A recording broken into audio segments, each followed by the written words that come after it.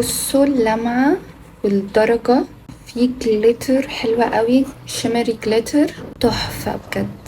يلا بينا نجربه. الليبستيك ده من براند اسمها كيس بيوتي، هي تشاينيز براند، بتعمل حاجات كده مختلفة وبتكون شكلها كيوت بصراحة. فيلا نشوف الجليتري ليبستيك ده هيكون عامل ازاي. الدرجة بتاعته كانت تحفة. ايه ده؟ شايفين؟ عامل زي درجة بينك داخلة على موف كده، على بيربل.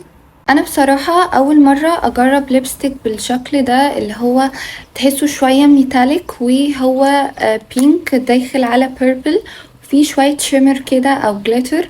هو الليبستيك تحسه بينك بس لما حطيته قالب شوية على بيربل.